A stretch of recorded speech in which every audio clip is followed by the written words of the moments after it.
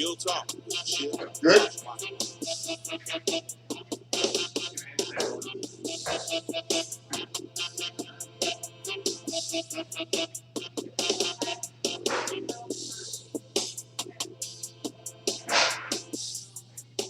And welcome to Real Talk with Chip Washington. I am the aforementioned host, Chip, and I am glad to be with you on this Monday, November 18th, 2019. I trust that you had a good weekend and you had a good last week as well. And as always, if you are celebrating a birthday or an anniversary, happy joy to you, whether it was over the weekend or whether it was today. Glad that you had a wonderful day, and if you're celebrating a birthday and you're still with us, it's my considered opinion that it's always best to be seen rather than to be viewed. So let's all just count it all joy and count it all as a blessing as well. Before we get started, my show sponsor tonight is Bentley Travel Services. It's a member of the Travel Professionals of Color. Teresa Walls is your travel advisor. For more information about planning a trip anywhere in the world, call 901-484-5370. That number again, 901-484-5370. Or you can look them up on Facebook under Bentley Travel Services. Bentley Travel Services. It takes more than a dream to get you there. And, as we sort of move along, we have a really good show tonight.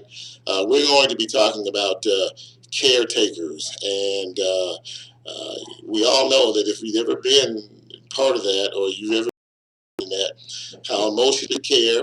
We're also going to be passing on some really valuable information in reference to that. And we're also going to talk about hospice care as well. So, one goes hand in hand. So if you know anyone who has dealt with this situation or is currently dealing with it and has questions, please give us a call. This is the show to do that. The number to call, in case you were wondering, is 901-452-3094. That number again, 901 to call in, 452-3094.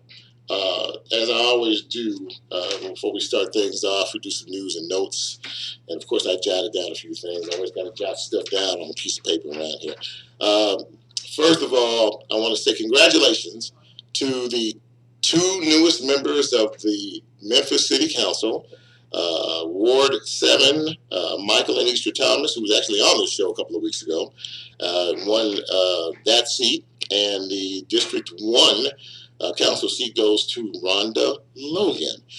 This brings to account 6 new members of the city council. We'll have 6 new members at the start of the year, and I'm sure that they'll probably start to get indoctrinated as to what's going on, and we'll see what the old council does in terms of closing out old business between now and 2020. So congratulations to Michael and Easter Thomas and Rhonda Logan. In other news, there was a school shooting, of course, we know, in California last week. 2 students were killed, 5 shot by a 16-year-old boy who celebrated his 16th birthday by going to school and shooting 5 of his classmates, and he took his own life as well. So another school shooting tragedy that we all have to deal with in terms of that. Don't know what's going on out here with these young people and why I don't know if it's rage. I don't know if it's. I have no clue as to what would cause a 16-year-old to go to school and shoot and kill innocent classmates. Last night there was a football watch party in Fresno, California. 4 people killed, 6 others shot last night, and I don't happen to think things like that are a coincidence. I think that maybe the house was targeted, maybe there were some enemies there. I don't know what happened, but somebody busted down the fence and just started opening fire. They were watching a football game. It was a football watch party in Fresno, California, in the backyard. Most of the folks were outside. Again, our hearts and prayers goes out to all those folks. 4 people killed, and of course the school shooting is in California as well. Hearts and prayers. Sincere prayers go out to all those who have been affected one way or another by situations like that happened just a few days apart. Locally, I don't know if you all have seen this or heard the headlines that juvenile crime is on the rise in Shelby County. Now, I asked this question on Facebook and got one response. Candy Miller, thank you for chiming in reference to that, because this is a big problem. This juvenile situation is a big, big, big problem. While kids are finding more identification out here in the streets with gangs and other disreputable folks out there, turning them, into violent criminals, and this is happening on almost a daily basis. But a new trend shows that we're dealing with violent crime on a daily basis. But a new trend shows that offenders are starting at a very young age. We all know about the 12-year-old who thought he was grown enough to actually carjack an individual, pull a gun on a woman in the parking lot, in the Kroger parking lot last week, tried to carjack her. 12 years old. I said 12. Okay, so if that doesn't shake somebody up to wonder what's going on out here, I don't know what else will. According to the numbers from the Memphis Shelby Crime Commission, violent crimes by juveniles skyrocketed to, and the year's not over yet, by the way, 671 violent crimes committed by juveniles in 2019. That's a 58% increase over the same period a year ago.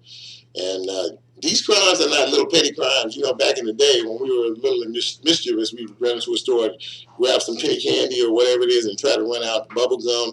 These kids are committing major crimes. These are murders. We're talking rapes. We're talking robberies. We're talking kidnapping. These are the worst of the worst.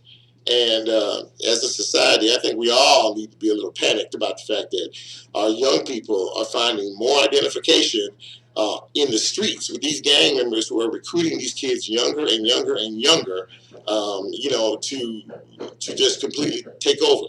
When crime is at a place where young people are committing crimes, and when I say young, I mean under the age of 18, we have a serious, serious problem here. And I'd like to know, what, if anything, is going to be a detriment? What is going to maybe turn them around? What is going to, have an effect? Because if there's no punishment, then why not keep doing the same thing over and over and over again? It's really, really discouraging to hear that as well. And let's see here. Oh, yeah. For those of you who have an affiliation with Lemoyne-Owen College, they're having some financial problems. They've eliminated 7 staff positions in the past few weeks to address $1 million budget shortfall. The Commercial Appeal reports that Lemoyne-Owen had hoped to enroll 900 students this year, but the enrollment fell short at 836. The eliminated positions included 3 executives and 4 positions in human resources, finance, and IT. Interim President Carol Johnson Dean began in August. She told the paper it was important to make changes early on to stabilize the college financially. So that's another setback, as it were. And I know that some of the students were a bit upset at one of the replacements, one of those individuals that was terminated at the campus, and they were about to stage a sit-in last week. I don't know how any of that went, but kind of tough over at Lemoyne College right now. So, we want to just keep our fingers crossed. And it is the only HBCU in Memphis. So we take a great deal of pride in that. And finally, tomorrow is the 19th day of the month. And for those of you who have not gotten your flu shots, tomorrow is your opportunity. You can't beat free. There are free flu shots tomorrow. This is all being done courtesy of the Shelby County Health Department. Tomorrow, the 19th, shots will be free at all public health clinics tomorrow. One more time. Free flu shots tomorrow at all public health clinics. And they'll have nurses even giving flu shots. If you can't make it during the working hours a day until 4 o'clock tomorrow afternoon, if you can't make it during the day, go to New Direction Christian Church, 6120 Winchester, tomorrow evening from 4 to 7. They will be offering flu shots there as well. So really, if you hadn't gotten one, there's no excuse. There are 4 or 5 health clinics in the city They'll have nurses giving free shots all day. And then if you miss it during the daytime hours from 4 to 7, you can go to New Direction Christian Church at 6120 Winchester, and you can get a free flu shot there as well. You can go on the website. You can go on the Shelby County Health Department Facebook page to get more information if you are interested in getting a flu shot, because I don't want you sneezing on me. All right, we're going to take a break. We're going to take our first break now, and when we come back, we're going to talk about the very serious topic, important topic of caregivers and caregivers respite, and we're going to talk about hospice care as well. We have two special guests here to talk about that, and we're going to take a quick break, and when we come back, we hope that we pass along some information that you can use. This is Real Talk with Chip Washington. I'm Chip. We'll be right back after this short break. Blood pressure through the roof? Stressed out? Then let Liz Chic relieve your stress. Look in the mirror and say it is. Tell my guest to dinner. Liz Chic Catering and Dining Restaurant is there for you.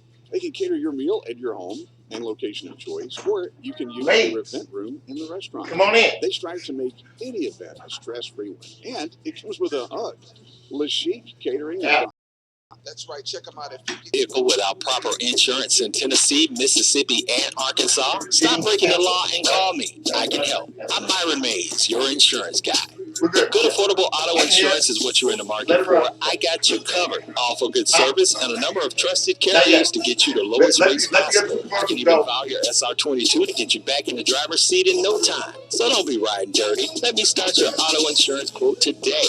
Call me, Myron Mays, your insurance guy, at 901-451-9711. That's 901-451-9711.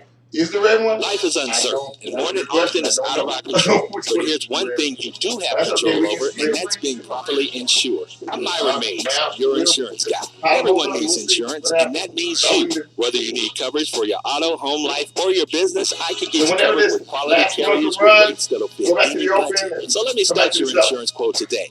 Call me, Myron Mays, your insurance guy, at 901-451-9711.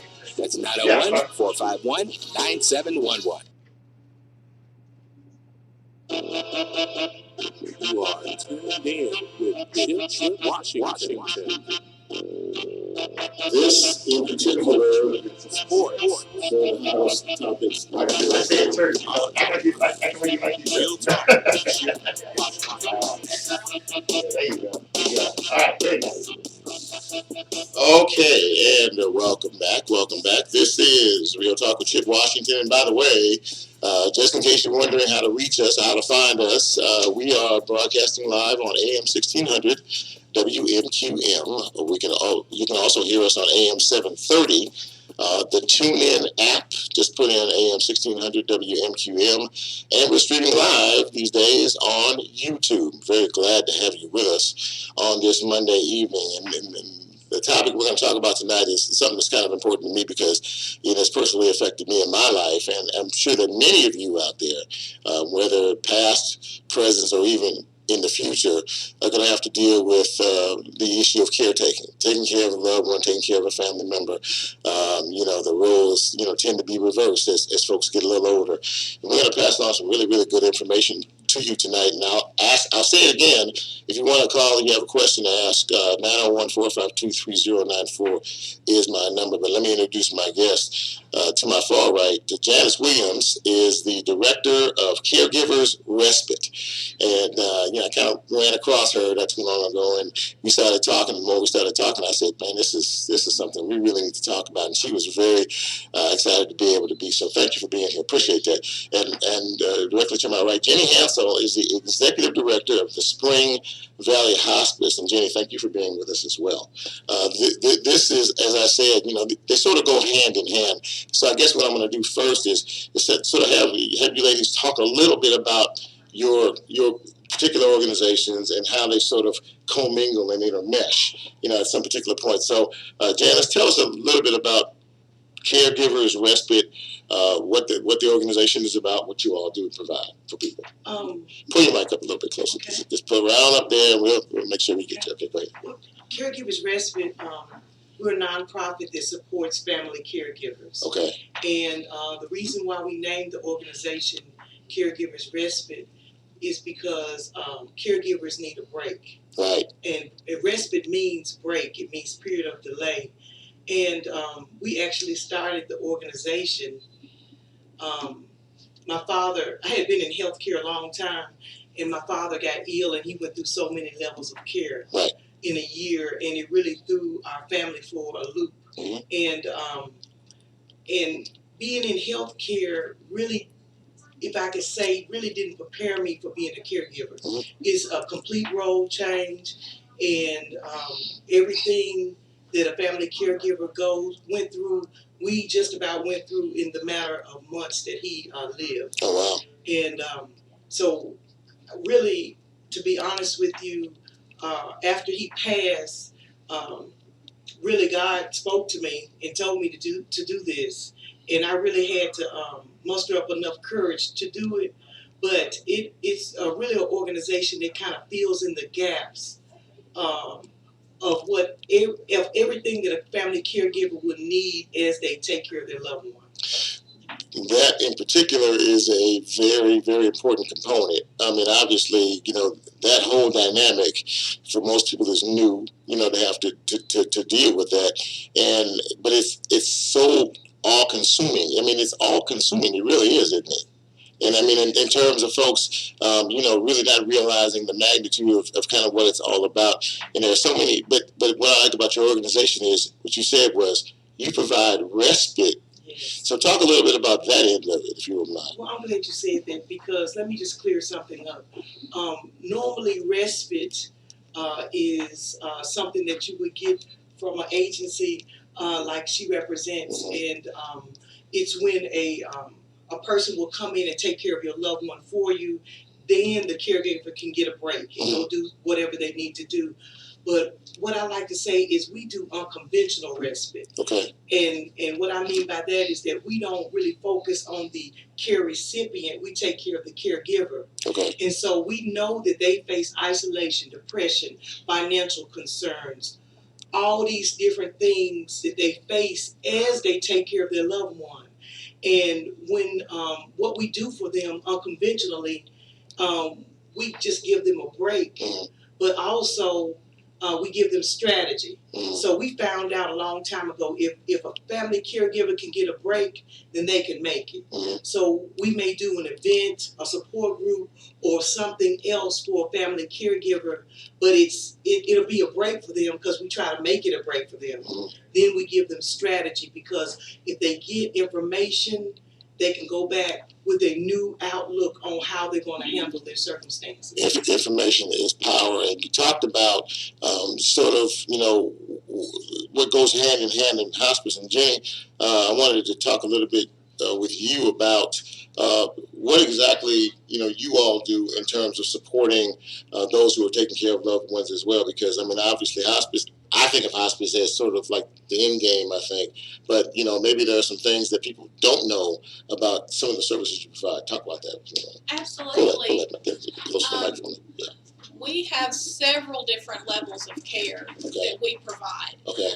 With our hospice agency, we also provide transitional care and palliative care. Okay. So we can actually start helping the families before they get to the point, as you said, it's kind of the end of the game. Sure.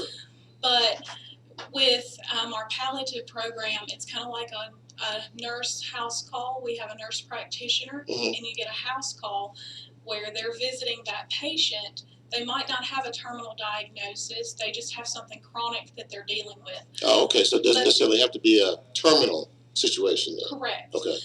For the palliative program. And Okay. so that it helps the patient and the family to be able to have someone to contact that is hands-on right there, that maybe they're not waiting for a couple of weeks to get a doctor's appointment. They can get that care, a little bit easier. And we partner with the doctor's offices so that they're able to get feedback on what's going on with their patient. And so when you get to the point where they're needing those hospice services, it's not so scary because we've already been in the home. Okay. We've already been walking through this and helping them to the point where when hospice is time, they just transition over to that and they're already familiar with our services. We talked about palliative care, which means not necessarily end stage, but during the process or whatever it is. Do you think that people are really aware that that's what hospice offers? That's something else that hospice offers, or is it when you inform people about that, are they surprised about it? Because I'm a little surprised about it. I mean, obviously, because they don't really know. Because not every agency offers the same type of levels of care. I got you. Okay. So our agency is a little bit different in that we provide all of those levels, and then we also, once they're on hospice services, we have the availability to give them a respite, like what Janice is talking about, where the patient is able to go for a 5-day stay into a facility.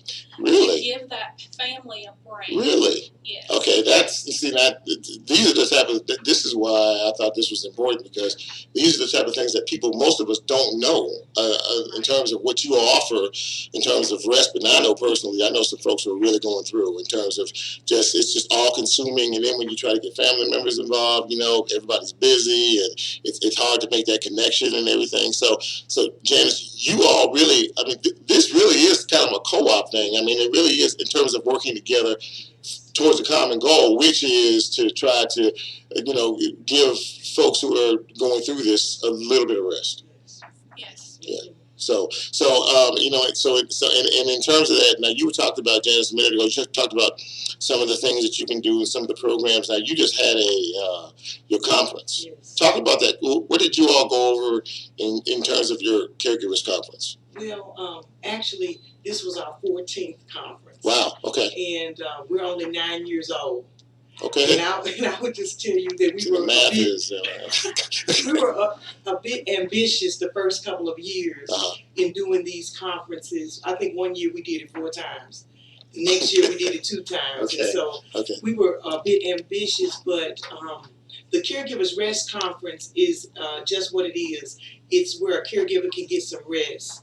And we still kind of work with the strategy mode, but really it's a day of respite, a day of a break for their family caregiver. And usually it's kind of 2 components. One is the information session. The second part is the care session. And so at the end, we really take care of them, pamper them, make sure we give them the checks that they need, health checks. And it's just great. I mean, to think about you getting pampered and taken care of. While you're taking care of somebody else. I mean, you can't beat that. Yeah. Who wouldn't want that? And especially for a family caregiver, because what we're really trying to do, even behind the scenes, is to decrease some of the statistics that are attached to a family's caregiver's life. So so as you care for your loved one, you become a statistic for not taking care of yourself as well as you take care of your loved one. So your health is kind of. I mean, it can cause you some issues. It really can. And behind the scenes, that's what we're really trying to do. Okay. We're trying to purposely decrease their stress level behind the scenes, but we do it with the unconventional way of making sure that all of their needs are met, and then we can start seeing some changes. Because we want our family caregivers to not just get plugged into the conference, but to get plugged in, period. And then we can be able to see some decrease in stress levels, much more awareness of their financial concerns, because we do a financial summit. Right. We want them more adequate, more eloquent as they talk to their healthcare professional, because we do a health literacy training. Wow. And so we're trying to really get them plugged in and to everything that a family caregiver needs, because we know that there's no one-stop shop. Right. But we're really trying to make sure that as they go through their caregiving journey, they get all the things that they need so they can apply it into their caregiving journey. This is Real Talk with Chip Washington on this Monday, and we're talking about caregivers and hospice care. My special guest tonight, Janice Williams, who is the Director of Caregivers Respite, and Jenny Hansel, who is the Executive Director of the Spring Valley Hospice, providing some very good information tonight. And of course, if you have any questions, and I know folks who are going through this personally, and if you have questions about resources or just some of the things that you can do to help yourself, to help your loved ones, the number to call is 901-452-3094. Jenny, you have now your facility is, you have there's several of them, right? I mean, do you have more than one? I thought that we're kind of spread out all over. We have offices in Olive Branch and in Tupelo. Okay. But we actually do in-home care. Mm-hmm. So we have staff. We have nurses and CNAs, chaplains, social workers, It's a big operation. nurse practitioners. Okay. Mm-hmm. Yes, that actually go into the patient's home. Mm-hmm. And so we're able to take care of them without them having to leave home most of the time. Wow. And that's really a great thing. It really is. And it allows the family to be able to take care of their loved one in a comfortable setting. It allows the family member, to have a little bit more say than if you were in a facility. And most of the time, it's what the patient wants. Mm-hmm. They want to be home. They want to be surrounded with their family. Loved ones, yeah. And so when they come on service, they may not need as much services at that point as they do more towards the end of their life. Mm-hmm. And so you start off with services, maybe your nurse is 2 to 3 times a week and an aide the same, but by the end, maybe that you need daily care. And we even offer something that's called continuous care, where at the end of life, we can provide people for 8 hours a day, up to 24 hours a day, depending on what the need is. Okay, I'm listening to both of you, and I'm really being drawn into a lot of things that I was not aware about. But let's talk about one of the bigger issues in terms of this is cost. People always want to know about the financial, cost, to be able to have this people, needing that help. Well, our agency does things a little bit differently than most. Mm-hmm. Medicare does cover the hospice benefit at 100%. So there's not anything that's needed from the patient. Okay. Also, you have private insurance, and some of them cover like an 80-20. Others only have a limited hospice benefit, while some don't have any at all. Mm-hmm. But with our agency, we take every patient who qualifies, no matter what the insurance, and they do not get a bill. That is absolutely incredible. And again, ladies and gentlemen, and I can't emphasize this enough, that these services are available, and I'm so happy that they're here. We're going to give all the contact information and the numbers and everything, out a little bit later. But, again, I know that many people are dealing with having to take care of loved ones and family members. But just to hear that there are financial options, involved in this as well. And Janice, you were talking about, you do a financial literacy component at your place. Talk about that a little bit. Well, every April we do a caregiving financial summit. And that's when we can really examine the financial burden of caring. And there is a burden connected to that. And just as you all were talking, even with that, some people fall through the cracks. Okay. And we know that. And so at the summit, you'll learn other resources. But one thing we're really trying to push this year, and we started last year, is that sometimes in caregiving, your care recipient, what they have as far as payer source or insurance is already kind of set sometimes. Okay. But what we're really trying to do is now we're encouraging the caregiver to start preparing for their care. And we know they need it because we surveyed them all the time. So when you say prepare them, what exactly do you mean? Well, what I mean is to think about caregiving, think about, because there's really only so many sources that kind of tie into caregiving. One is maybe you can pay for your care through VA benefits. Sure. Medicaid is another choice. Your long-term care insurance and private pay, your retirement savings. But really, long-term care insurance is really the way that we kind of prepare for our care to make sure that we'll have some type of benefit, when we get older, if we need to get our care at home or in a nursing home. Right. And so we need to start examining that. Even at the age that we are now, you really don't think about that. But we know that over the past 9 years, one of the biggest things that questions that we get is how can I take care of my loved one? How can I get paid to take care of my loved one? Because we know that people are retiring early. Okay. And they're quitting their jobs. To be able to have time to be able to take care of. Right, or working part-time. Sure. And or the weight of caring falls on somebody else who does already stay at home. But we know that financial things are limited sometimes. And so that's why we're encouraging our caregiver to start preparing for their care. It's different case scenarios, and everybody's different, and everybody has different situations and circumstances. And again, my guests are Janice Williams, Director of Caregivers Respite, and Jenny Hansel, Executive Director of Spring Valley Hospice. And I guess what I'm finding fascinating is that there really is an intertwine between one and the other. And I guess, Jenny, is this in terms of hospice, because of how most of us think of hospice? What you're describing is something is kind of eye-opening and a bit different in terms of that.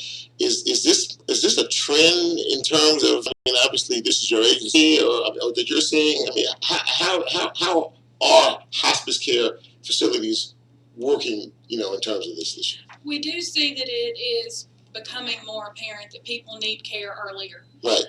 That is definitely something that is trying to, we're trying to get it out across the board. Now, our agency is a little bit different in how we do things, but as far as just the nation as a whole, I mean, we're seeing that even Medicare is recognizing that you need this care earlier, because if you are getting the right kind of care, it's going to cost less. And of course, that's something that everybody's interested in, because they want to know how to make sure that their health care is not going to completely deplete their savings or take away from anything that the family is going to be needing. Health care and finances, and that's probably one of the biggest issues out there. It's so expensive, and and there's not enough insurance to cover the family members. And I have a personal issue with the fact that we work all our life to try to have insurance and to have this and that, have that, and then if we get sick at an early age or whatever, then the money goes so quick. And you say that Medicare is starting to realize that, and what are they doing? Are they trying to adjust a little bit in terms of that? Well, we do see that they're trying to adjust things. Now, they've not made any major, of course changes, not. but I mean, I think that it's coming. Okay. There are things that all insurance agencies are going to be looking at as healthcare changes and evolves, and you are seeing that people are younger and coming on hospice. There's things that. And when you say younger, give me just kind of a general age range, but 50s, 40s, 50s. I mean, we're seeing a big increase in 40s and 50s for sure. Is that right? Yeah. You see that. A lot of stress out here. There's a lot of stress. Yes. We see a lot of cancer, a lot of COPD. And those are things that can be very devastating. And when that hits a family, they don't know what to do. Exactly. And so when our hospice agency comes in, we have the whole team that comes in to help them. And we have social workers that are going to work through some of those family dynamics and they can help them to be able to apply for things like what Janice is talking about with Medicaid and with different financial options. So you even have a situation where, or an area where people can actually talk about the finances and work and how this process works and where to go and what the resources are and how to get there, right? That's right. And that's even that to me is probably one of the major issues that people really don't know or really don't understand. Where can I go? I mean, what can I do? I mean, how can I afford this? How can I do this? Because you raised a very important point when you say that people are going to have to retire earlier. People are having to start to take care of folks in the earlier age. So that's going to affect their lifestyle, right. In order to be able to help somebody else. And I think that's probably the bigger component. And that you say that we're seeing more and more of that because it's happening younger and younger and younger. So I guess it's a generational thing, and you talked about cancers, and you talked about a lot of other things, and Janice, when I was listening to what Jenny said about the whole team being involved, that's kind of what you were talking about as well. I mean, you have a team that's involved, and your priority is to say, we understand what you're going through as a caretaker, we understand the stresses that you're dealing with, and we just want to provide help and assistance to you to be able to do this. You said you've been doing this for 14 years. Well, 9. No, been 9 years. Okay, but you've had the conference 14 years. I'm still trying to figure out the math on that, but that's okay. I'm a little slow. But you've been doing it for 9 years, and every year I'm sure you've seen an incremental increase in more individuals that are seeking care, that are seeking options like that you provide, right? Yes, and I'm gonna tell you, really, our target kind of goal, not market, but part of the things that we do, it includes advocacy. Okay. And so we do these sessions in the community called Concerns for Caregivers. And that's where we talk about the latest caregiving statistics, caregiving tips, but also the laws that have been passed lately that affect family caregivers. And the sessions are geared toward family caregivers, but actually we want families to come, because we know that the younger generations need to plug in to being more preventive, proactive, instead of reactive. And and we're doing this because over the past 9 years, the demographic of the person who comes to our events and participates is 50 and older. Okay. But if what Jenny said is true, that people are getting sicker younger, yeah, sure, then we want families to know that this caregiving issue is not so far from you. Right. It's really right at your back door. So you need to start paying attention, and you really need to start, because you're right. I mean, most of us live a pretty busy, hectic lifestyle, and we don't necessarily think about ourselves as pertaining to situations like this. But as Jenny alluded to, folks are getting sicker younger. I mean, and that's a real deal. Yes. And so, we're going to talk more about this on the other side. We're going to take a break, Adam, and when we come back, we have Janice Williams with us from Caregivers Respite, Jenny Hansel from Spring Valley Hospice, giving us some extremely valuable information. And if you have any questions, please give us a call, 901-452-3094. We're devoting the entire show to it because it's a very important issue, and I know that a lot of folks are dealing with it, and I'm just happy that these two fine ladies and professionals have given us a few minutes tonight. We'll be back in just a minute. This is Chip, what's the name of this show? Real Talk with Chip Washington is the name of this show. I'm Chip. You know who you are. We're going to take a quick break. They know who they are, too. We'll be back in just a minute. Stay with us.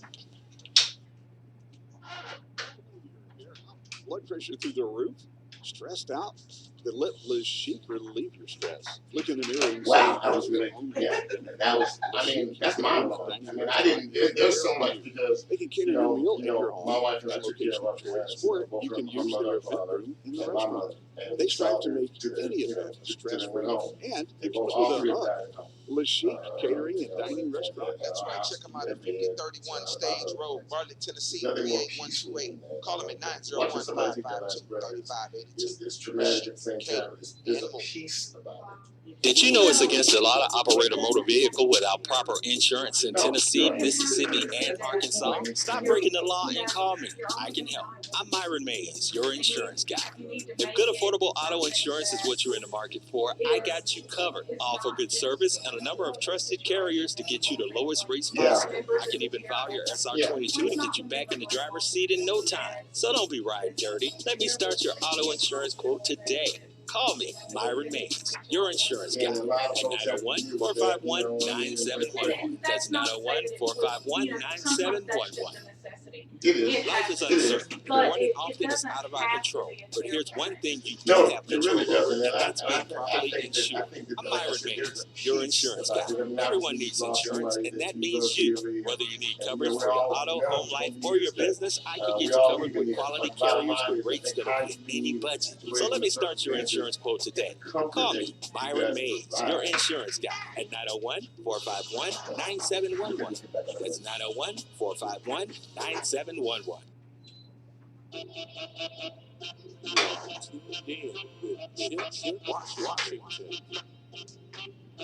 This, in particular, sport, one of the hottest topics out there. Real talk. Watch.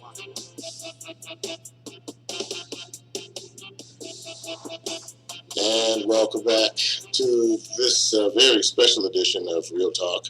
I'm your host, Chip Washington, and I hope that you are, wherever you are, if you're listening to us by radio or you're checking us out via live stream on YouTube, that you are really getting some vital information here tonight. We're talking about caregiving and respite care, we're talking about hospice care. There's a lot of information out there that we've learned tonight that we don't know. And before the show is over, we're going to give you the contact information for Spring Valley Hospice.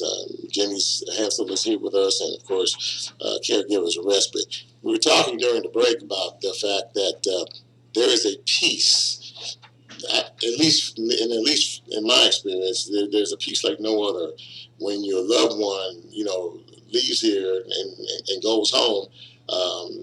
That they're surrounded by loved ones at home, comfortable, at rest. It's difficult, but Jenny, you were saying that I was talking about the peace that you get from that. That really doesn't have to be terrible. Talk a little bit more about what we were talking about during the break about that. Well, it's hard enough knowing that people are going through a family tragedy when you're losing someone. Sure. But you can try to make that experience better. Part of that is just simply education. If they know what to expect, then they don't panic and they don't get to the point where it becomes overwhelming. And if you're in the home and you're providing support and care for them and you're educating them on what's coming next, that's important. We also provide something called 5 Wishes. Talk about, what's that? That is, it's kind of a plan where it's a booklet and you can walk through exactly what your wishes are for the end, down to something as simple as what kind of music you might want playing. Do you want to have somebody massage your feet? So do you want extra blankets? Those things that kind of give you power, because you can decide for yourself what you want at the end. And then your family knows what your wishes are. They don't have to wonder. They don't have to struggle and try to figure out, did I do the right thing? Did I carry out what mom or dad's wishes were at the end? Education gives you power. Education does give you power. I never heard that before. That really is something. And I was sitting here thinking about it. My mom died 2014, and that was, for me, that was the toughest day, one of the toughest days of my life, because we were exceedingly close. I can remember back in the day, we had these conversations, and she'd walk in and she'd say, she says, when I leave here, it's going to be hard on you, but you know what? You're going to be okay. You're going to be okay. And that was sort of her comfort. And I promise you, and I think a lot of folks, we've all had this experience when a loved one is just about to leave here and they about to take their last breath. When we had private conversation, and I just told her, I said, Mom, it's okay. I said, it's okay. I said, you know, we'll be fine. I said, just, you know, I said, you've done a wonderful job. It's time to rest. And it's like eyes closed all day. Eye opens, tear comes down, and that was to say, okay, I can go down. And I don't know how many folks have experienced that, but I mean, to me, that was just a moment in time that I'll never forget. But it was both of us being able to say goodbye to each other. You know, she was a wonderful mother, and it was a wonderful life, and those are the type of things that you're talking about. And that 5 wishes thing? 5 wishes. That's extraordinary. I've never heard of that before. And again, I don't know if any of you out there have, but these are the kind of programs that that organizations like this come up with. Do you spend a lot of time thinking about other ways to different ways, new ways to comfort families during situations like this? All the time. Right. And just piggybacking on what Jenny was talking about, you know, death is a part of it. Yes. And from our aspect,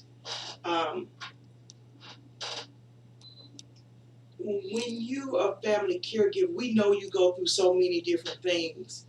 But when death happens, and I like to say when you complete your assignment, yes, it is a great thing, because so many great things could come out of the relationship through the care.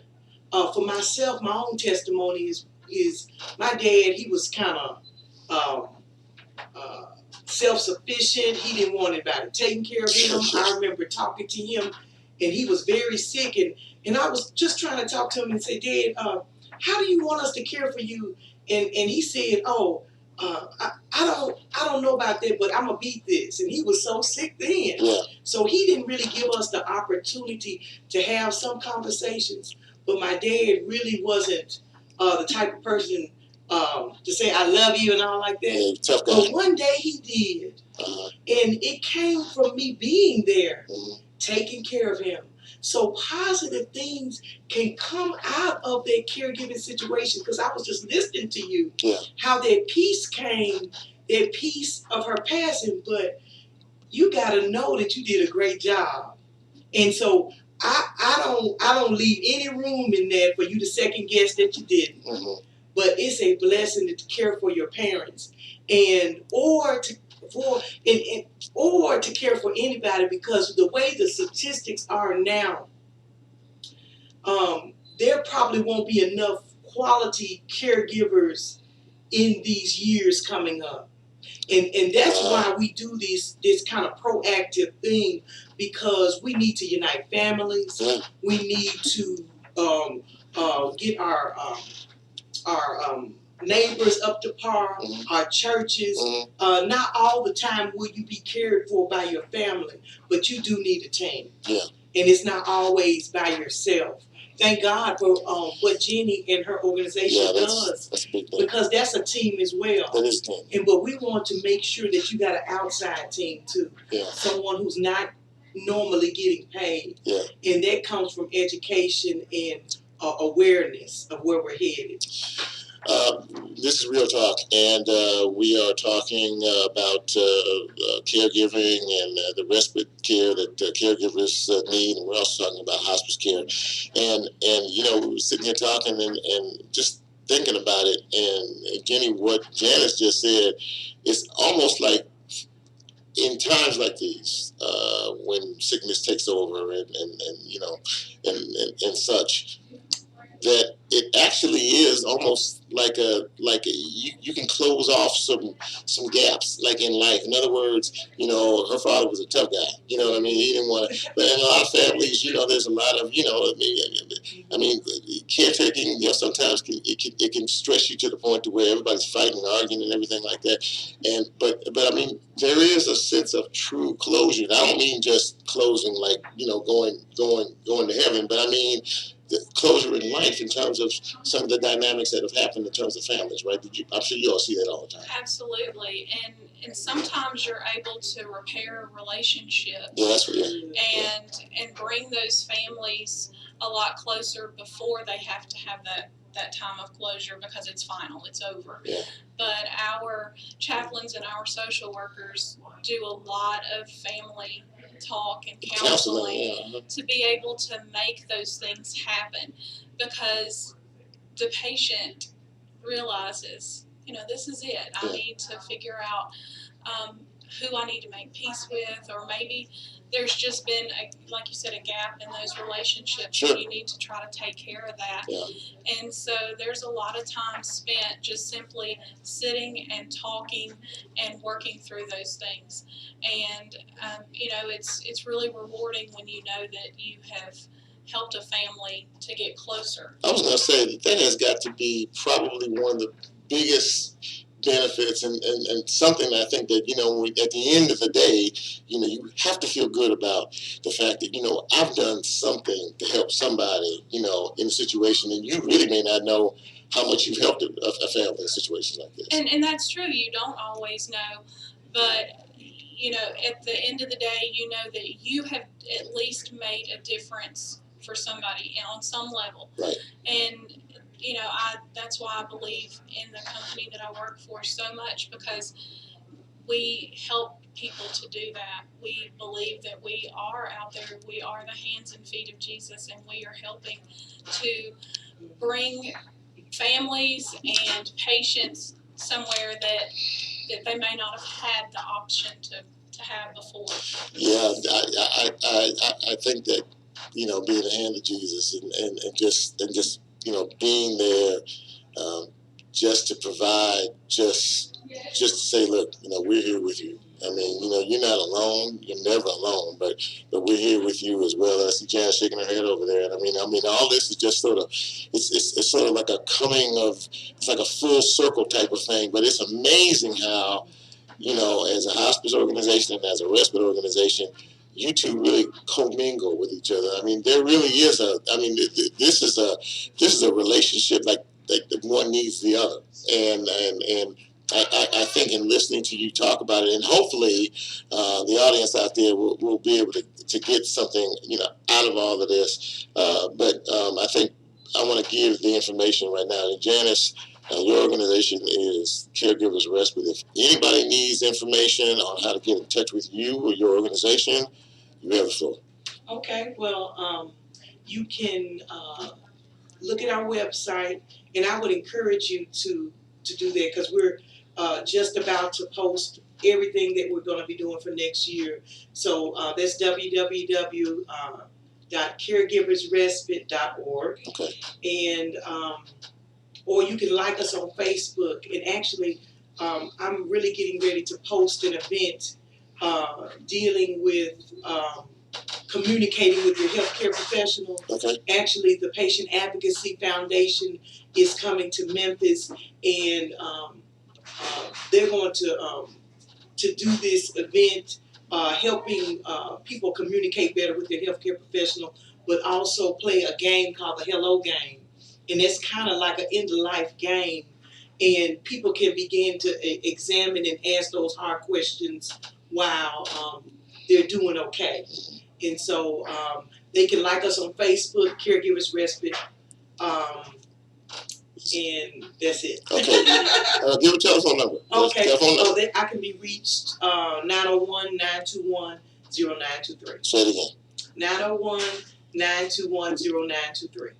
921-0923 if you want to get in contact with Janice to talk about the Caregivers Respite and some of the programs and things that they have to help those of you. And God bless each and every one of you out there who is doing this right now, who is caring for a loved one or a family member. God bless you. I mean, it is not an easy thing, and we're gonna keep you lifted in prayer. Jenny, talk a little bit about Spring Valley Hospice, and for people who want more information about your organization and how to get in touch with you all. Okay. We also have a website. It's springvalleyhospice.com, and we have information on there on how to get in touch with us. Mm-hmm. We also have a Facebook page. It's Spring Valley Hospice, and we post education articles as well as things that we have going on, and things that just would educate the community about our services, as well as just the patients or their healthcare, in general. We also have, like I said, our offices in Olive Branch and Tupelo, and our phone number is 662-890-5554. Okay, so you can reach them on Facebook. You can reach them via telephone. You can always look them up and get all the information. This has been an absolutely tremendous hour for me. And I don't know about anybody else out there, but I mean, this has really been a tremendous hour for me to be able to help disseminate information that people don't know, but that they need. And if you wouldn't mind, each of you, just a kind of a closing thought, as to what we're talking about here tonight, and how important this is, but more importantly, how important the person is who's caring for that person who's sick. Janice, go ahead. Well, the first thought that popped into my mind is that caregivers don't always self-identify. So if I walk up to you and say, are you a family caregiver? It may take a full-fledged conversation for you to put that title because of what you would automatically do for your loved one anyway. Right. And so I just want to make sure that family caregivers know that they can be supported and that we can't fix everything, but I promise you, if you get a break, you can make it. Mm-hmm. And that's the big. If you can get a break, you can make it. You really. Jenny, go ahead.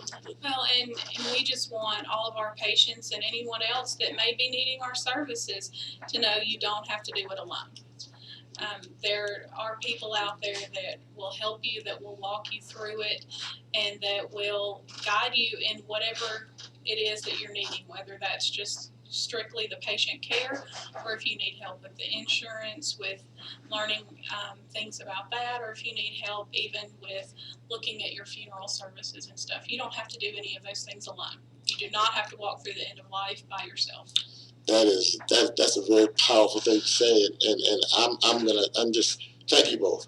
Thank you both for taking time to come here and to talk a little bit about this, and maybe down the road we'll have you back and talk about some other things that are going on in terms of the world that you all work in. And I think you both are angels, because there are some things that people are called to, and I just think that this is a calling. I mean, when you give of yourself, for the sake of other individuals, that's a calling. That's not a job. And I'm sure that when you, at the end of a long day, when you go home, you feel good about what you do.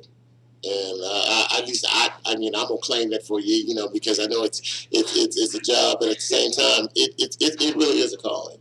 And I just want to thank you both for being here. And I'm about to wrap up this broadcast for this Monday night. I'm very, very moved by this conversation that we've had tonight, and I hope that if you did not get a chance to listen to the show, we are streamed live on YouTube. So you can go to YouTube. The show will be archived right after the show.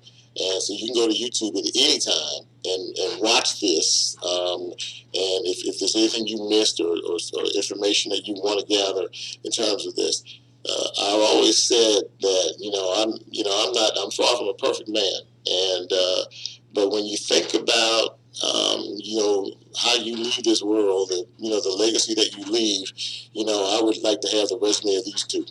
Because, like I said, this is a selfless thing that you do. To care for others, it's just selfless. And I know plenty of people who fall in that category. And I'm so grateful and thankful for the people in my life. And I pray that, when I leave here, I won't be too grumpy that somebody will want to stay, to take care of me. I've been told that I can be a little grumpy sometimes. So I just, I just hope that, don't be mean, Chip. Don't be mean. Don't be mean. Don't be mean. So, but in any event, like I said, like I always do as we get ready to close out, love one another, take care of one another, look after one another, because we're all we've got, okay? And if the Lord says so, I'll be back the same place, the same time, the same channel, and we'll do it all over again. Thank you so much for listening. I'm Chip Washington. This is Real Talk, and I'm Chip, and I'm out.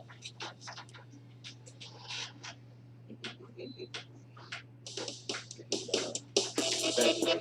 Oh, my gosh.